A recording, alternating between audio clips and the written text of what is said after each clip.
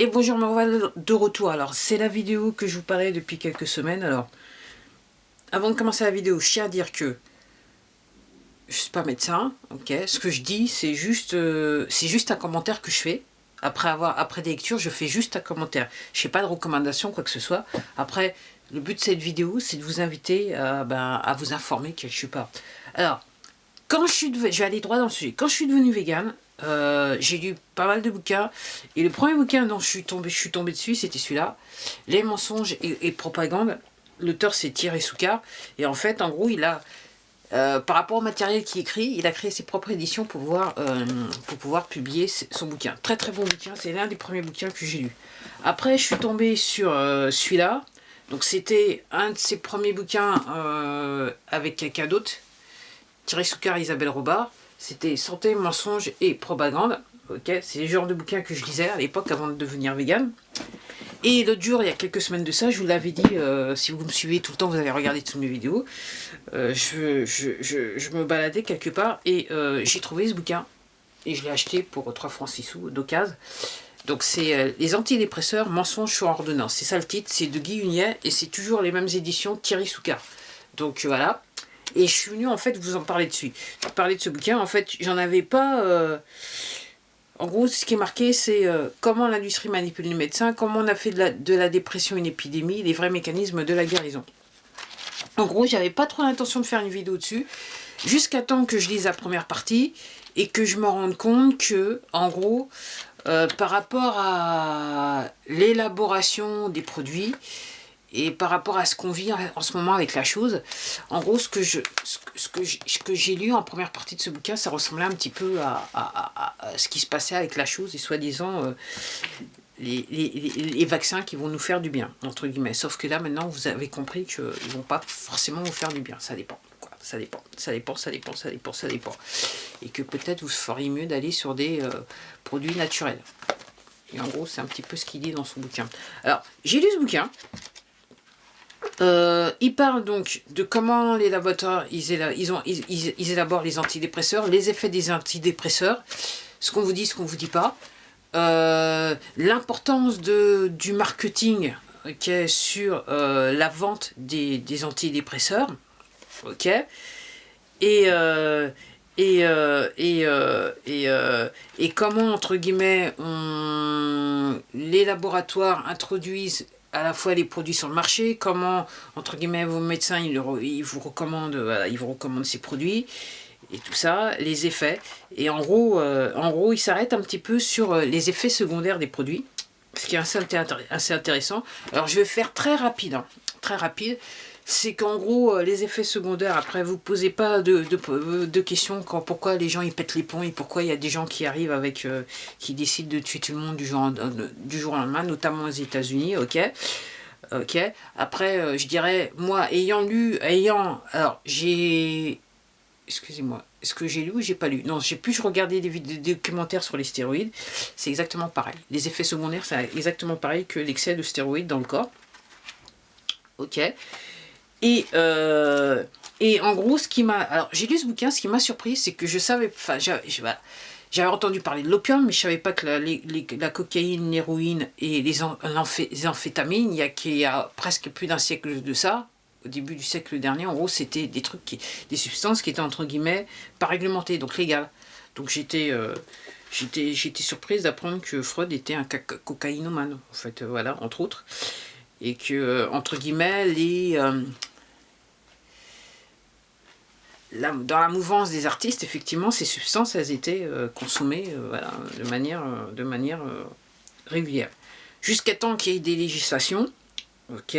Donc je vous avais raconté l'opium, voilà, là où voilà, c'est du côté de Myanmar que ça se passe, c'est plus du côté de l'Afghanistan, le Pakistan, je ne me rappelle plus. Je crois que c'était l'Afghanistan. Et donc, on arrivait à un moment... donc il explique tout ça. Et en gros, je me souviens, il y a quelques années, quand j'ai commencé à lire sur les bouquins pour voir comment devenir vegan, parce que j'ai décidé de le faire, entre guillemets, par nécessité, dans le sens que j'avais plus d'argent. J'ai été utiliser mon moteur de recherche préféré, et j'ai réalisé que, en gros, vu les fonds que j'avais pour pouvoir manger, il valait mieux que je devienne vegan. Ça aurait été plus simple. Voilà. Donc moi je suis partie des gens, je n'ai pas fait pour les animaux. Et après, je me suis rendu compte en lisant que quelque part ça allait peut-être avoir un effet sur ma santé. Et ça n'a pas raté, je suis obligée de le dire. Ok, même si ça ne plaît pas à certaines personnes, c'est réel, ok. C'est ce qui me permet de rester debout quelque part. Ouais, parce qu'en gros, quand vous réellement plongez sur la nutrition, vous remarquerez que vous remarquez très vite que la plupart des choses que vous aviez l'habitude de manger traditionnellement, en gros, ça va pas vous aider au niveau des inflammations. Et quand vous avez des inflammations dans votre corps, c'est là que le vrai problème commence parce que, entre guillemets, votre corps, il vous attaque. Pour faire simple, votre corps, il vous attaque. Donc voilà. Donc en gros, oui, j'ai lu le bouquin avec... et je vous dis, je vous le recommande parce que... Alors, voilà, ce que je disais, c'est qu'il y a quelques années de ça, quand j'ai commencé à lire, à un moment, je me suis fait une réflexion. Je me suis dit, ouais, alors moi, si j'extrapole, ok, retenez-vous bien, je m'étais dit, en fait, on médicalise quelque part... votre corps, il réagit, parce que voilà, c'est vous, c'est naturel, il a des réactions à tout, ok. Et en gros, moi, ce que j'étais en train de penser, c'est qu'en gros, on va trouver une solution pharmaceutique à la nature. Et entre guillemets, quelque part, moi, je me suis dit, en fait, on va quelque part à l'encontre de la nature. Il vaudrait mieux laisser les choses. Entre guillemets, c'est ce qu'il dit par rapport à la dépression. Voilà. Donc, et on parle, en gros, dans son bouquin, il dit beaucoup médicaments placebo. Il fait réellement le lire, il explique. En gros, c'est très facile à lire. Autant, alors, ces deux-là sont très faciles à lire, très rapides et très faciles. Celui-là, ça devient un petit peu... Oups, ça devient un petit peu plus compliqué parce qu'au bout d'un moment, ça devient un petit peu technique. Donc, ça peut paraître rasoir, mais cela est très très facile à lire. Et donc je m'étais dit, ouais, dans ce cas, voilà, et en fait, quelques années plus tard, je lis ce bouquin, et en gros, c'est un petit peu ce qu'il est en train, c'est un petit peu la même pensée qu'il est en train de me dire.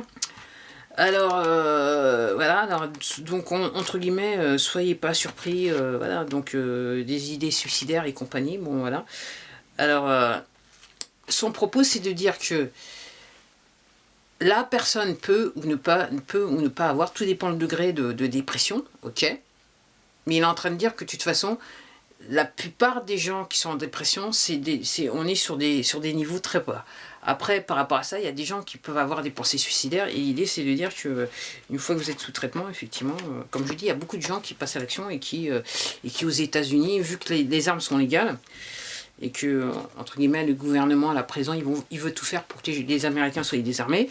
On se demande pourquoi, mais quand vous comprenez les choses, quand vous faites le lien 1 et 1 plus 1, c'est un petit peu comme la toile d'araignée, très vite vous comprenez pourquoi.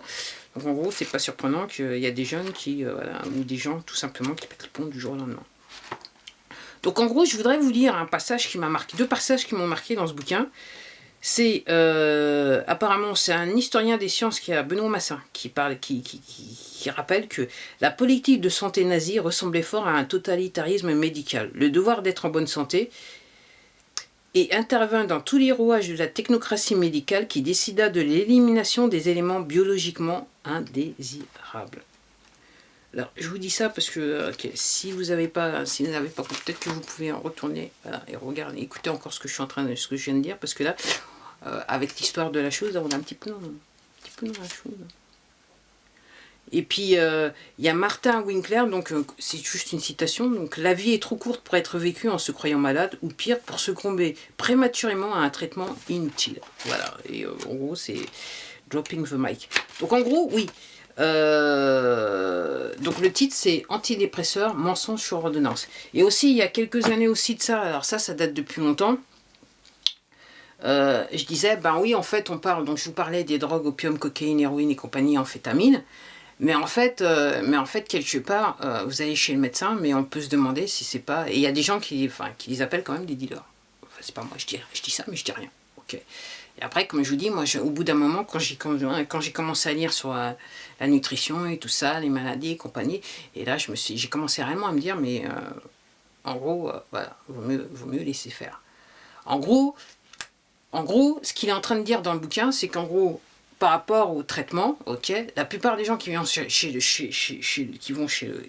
le docteur, qui sont prescrits ce genre de choses, en fait, c'est un mal de vivre réellement qu'ils ont. L'industrie le sait très bien, Il faut lire un bouquin. Encore une fois, moi je suis juste, voilà. Je vous incite à lire le bouquin. L'industrie, c'est très bien, mais il y a le médicament. Donc voilà, pour résoudre le problème, c'est un médicament. Alors que tout simplement, si les gens faisaient, pour certains, parce que la cause du mal-être, c'est réellement un choix de vie, si effectivement, alors c'est un choix de vie parce que la société, quelque part, il y a un stéréotype, on vous l'impose, alors que si, par exemple, si certaines personnes, entre guillemets, décidaient, bon, voilà qui je suis, voilà ce que je veux faire, voilà ce que je ne veux pas faire, même si la société dit, il y a des gens qui, quelque part, se porteraient mieux. Si vous voyez ce que je suis en train de vous dire. Ok.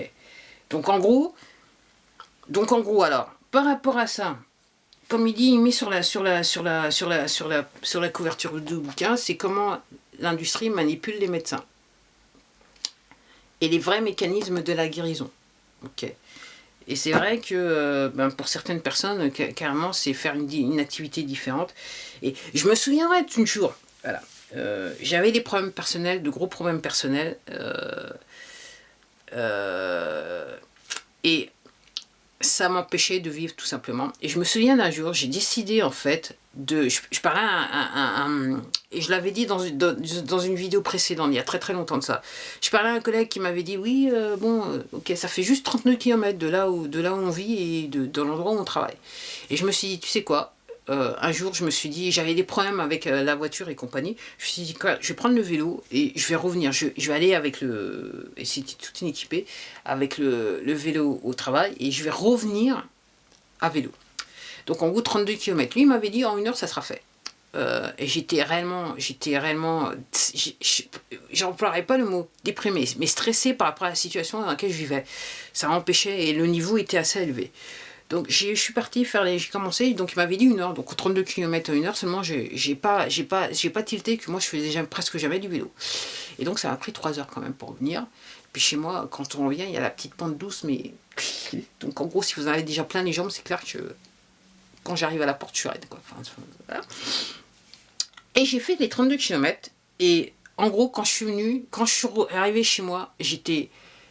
psychologiquement, parce que déjà au bout d'1 heure, je commençais déjà à tomber. À la 2e heure, je me suis dit jamais je vais y arriver. De toute façon, il n'était pas question de m'arrêter et d'aller prendre pour prendre le métro, enfin le RER pour rentrer chez moi. C'était pas possible, il fallait que je continue à vélo. Et je suis rentrée chez moi, j'étais vidée. J'étais physiquement et surtout le plus important, psychologiquement vidée. Tous les problèmes que j'avais en tête sont partis et j'étais tranquille.